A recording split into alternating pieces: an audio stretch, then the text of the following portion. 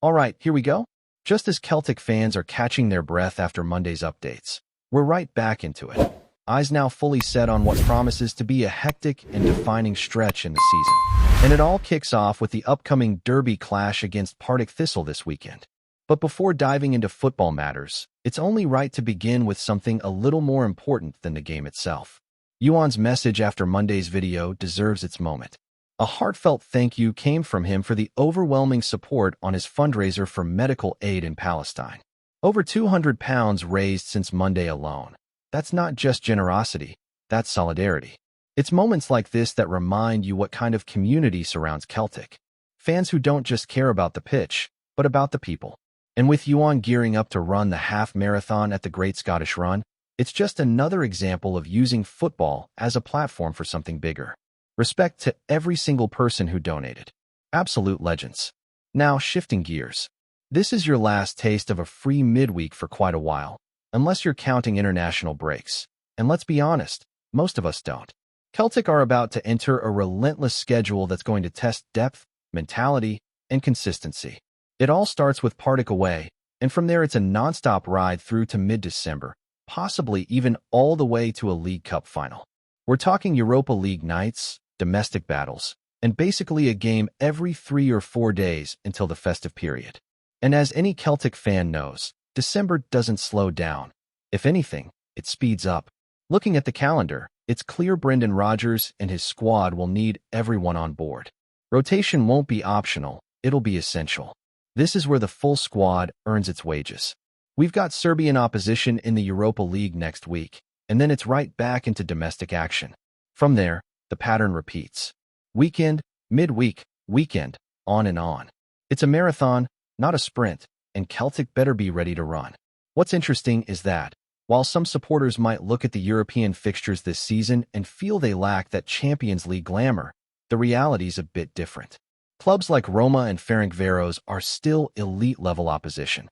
Stern Graz and Crvena Zvezda, they were both in the Champions League just last season. So while it might be Europa League on paper, the challenges are still huge, and maybe even more suited to where Celtic are currently as a team. Injuries, though, continue to cast a shadow.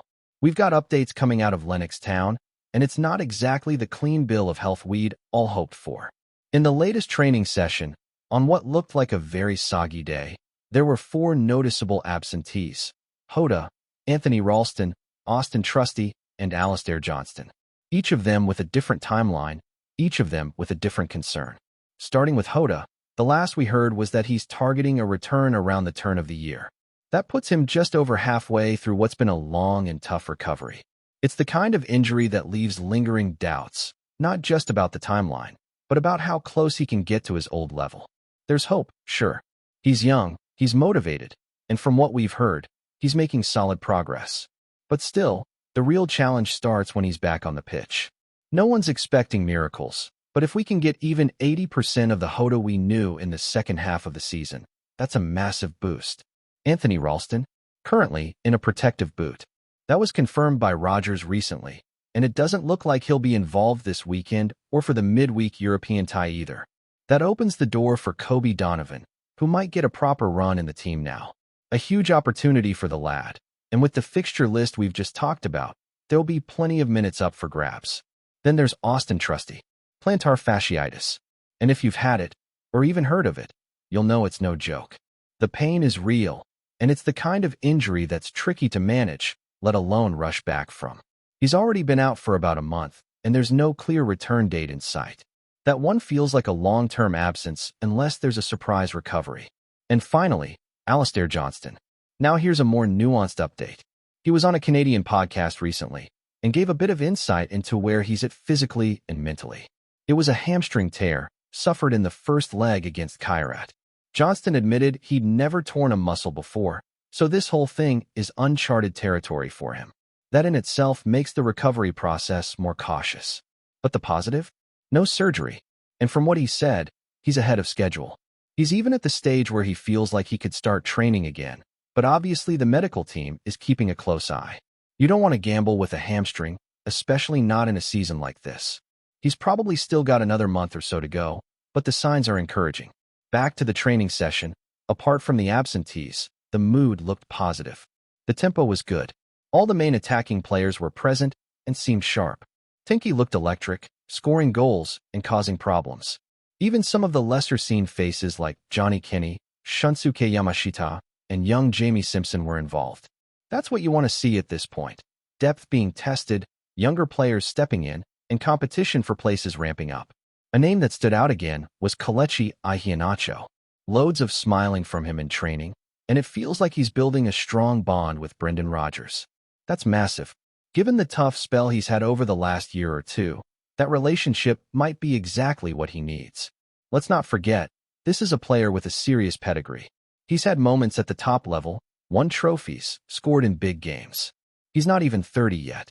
If Brendan Rodgers can tap into the old Iheanacho, we might be getting a real asset, one that no one else expected.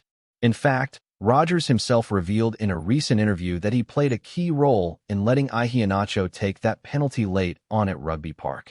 Apparently, Benji Negrin was supposed to take it, but Rodgers saw an opportunity, a debut moment, in front of the fans, to give Kelechi that confidence boost. He scored, obviously, calm and clinical, and interestingly, Rodgers compared it to a similar penalty Iheanacho scored in the Community Shield against Manchester City while at Leicester. It's a small detail, but it shows the kind of man management that Rodgers brings. These moments matter. Confidence is everything for a striker, and this could be the start of something special. So does Iheanacho start against Partick? Does he lead the line in Belgrade next week? That's one of the big questions going into the weekend. The manager has some decisions to make, and they're not easy ones. There were also some comments from Rodgers on a few others. He praised Kobe Donovan's attitude, saying he trains like he plays, which is a compliment that carries weight in Rodgers' system. He mentioned Daisen Maeda, saying it's been a tough summer for him, but expressing belief that he'll bounce back strong. Then there's Tinky. Rodgers made a point of saying the team needs to get him the ball quicker. In the first half last weekend, that didn't happen enough. In the second half, they did, and the performance lifted. It's pretty clear that Tinky has something special: raw pace, unpredictable movement, and the ability to go either way. Now it's just about end product. There's been a bit of criticism of his finishing or decision-making in the final third, but to be fair, he created a few clear chances last game. He picked out McEwen with one that probably should have been buried, and had a couple of others that could have been assists. Rodgers said they'll work on it, getting him to arrive at the back post, improving his shooting technique, all the fine details. Because if they get that part right, Celtic could have another £30 million player on their hands. And look, no one's saying he's there yet. But the excitement is real. Talent like this doesn't come around often, and you get the feeling that with the right development, we could be seeing something really special. Rodgers, overall, seemed in good spirits. There's a quiet confidence starting to build again, not just among the coaching staff, but the players too. Maybe it was that late winner against Kilmarnock that changed things. Maybe it's just the sense that, despite the injuries and the question marks, there's a platform here to build something. Now, moving on to something that got a lot of fans buzzing this week. A little sneak peek at what could be coming in terms of Celtic's identity next season. An article from Footy Headlines, which has a decent track record when it comes to kit leaks, claims to have uncovered the badge Celtic will be using during the 2026 to 2027 season. And the reason? To mark 60 years since that legendary European Cup triumph in Lisbon. 60 years. It's mental to even say that out loud. Now, before anyone gets carried away, there's no kit revealed just yet. No home strip, no away design. But the badge? It's got some real character. A tweaked version of the traditional Celtic crest with some celebratory flourishes around it. Apparently, it even features the phrase "60 Aniversario," which for those who don't speak Portuguese, simply means 60th anniversary. Nice touch.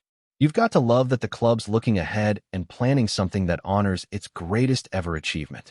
And for those who remember the kit from the 2007 to 2008 season, where we had that special European badge and ended up beating the likes of Milan and Shakhtar, you'll know how powerful a small design change can feel. There's something about commemorative kits that brings an extra sense of pride when you put them on. Now, will it be a dark green away kit with gold trim, like that iconic one from back then? Maybe. Wouldn't bet against it. That design has stuck in the minds of supporters, and it ticks all the right boxes in terms of history and elegance. You can already picture Scott McDonald or even Massimo Donati gliding across the pitch in it. Some fans are even saying it could be one of those rare cases where the badge outshines the shirt itself. But this is more than just a new crest or a bit of fan service. It's a reminder of what Celtic stands for, what we've achieved, what we're still chasing. Lisbon isn't just a piece of history. It's a target, a symbol, a source of pride. And as we gear up for a European campaign that may not be in the Champions League this time, having that historical fire burning in the background might just give the players that extra bit of drive. On a lighter note, there was a great result midweek in the EFL Cup that'll have made a few Celtic fans smile. Swansea City pulling off a comeback against Nottingham Forest, who had Ange Postecoglou standing on their touchline. From 2-0 down to a 3-2 win. A real statement performance.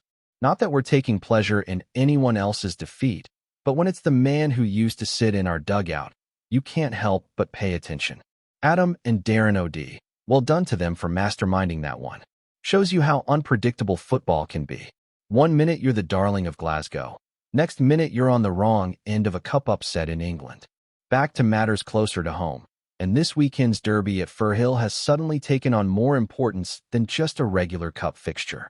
Not only is it a chance to rotate the squad and test some of the depth we've talked about, it's a real opportunity to build momentum.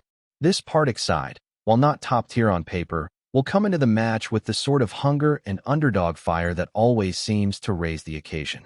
And for Celtic, it's all about navigating that challenge without slipping up. Because from here on out, there's no time to reset. It's pedal to the floor through to Christmas.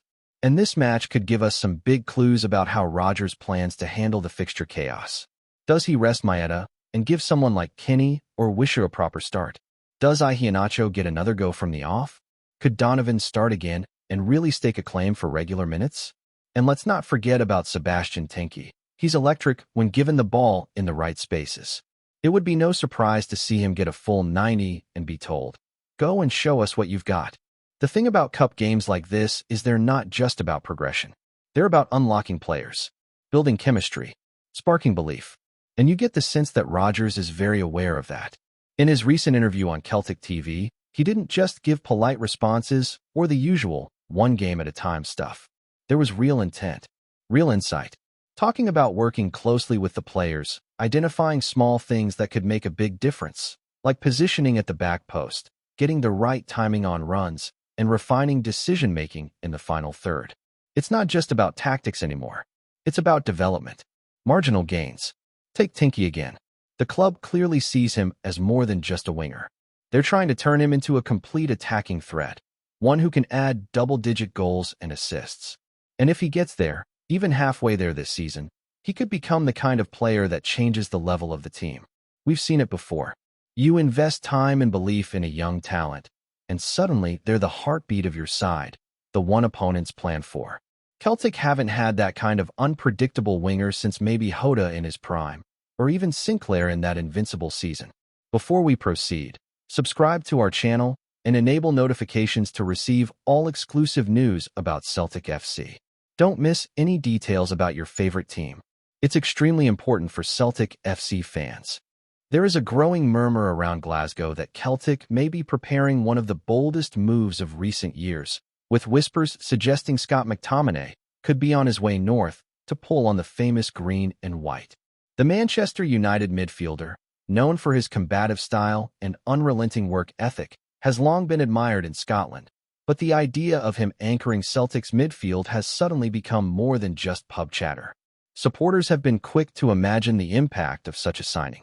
McTOMINAY, with his reputation as a tireless runner and a wall in front of the back line, could bring the sort of grit and steel that Celtic's engine room has arguably lacked in certain high-intensity European nights. Many recall his standout performances for Scotland, where his disciplined positioning and fearless tackling provided a shield that allowed more creative teammates to flourish. Those same qualities, transplanted into Celtic Park, could make the Hoops even more formidable both domestically and on the continental stage. The rumor mill suggests that Celtic's recruitment team sees McTOMINAY as the perfect blend of leadership and reliability, someone who could balance the youthful flair already in the squad. There are even whispers that the player himself would welcome a chance to return to Scotland, where he enjoys immense respect and a loyal following.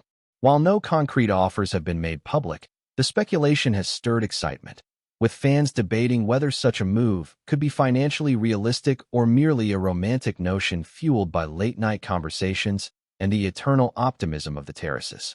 Still, the timing of the talk is intriguing. Celtic are always looking to reinforce their dominance in the Scottish Premiership, but the real ambition lies in pushing further in Europe.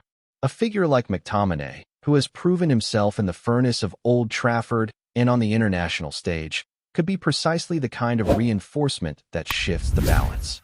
For now, it remains a rumor, a tantalizing whisper floating through pubs and message boards alike. But as the noise grows louder, one can't help but wonder, could Celtic truly build their midfield around Scotland's iron wall? Hello, fan. Don't forget to like and subscribe to the channel, as it means a lot to Celtic FC. Also, share your opinion about the news in the comments below. See you in the next video.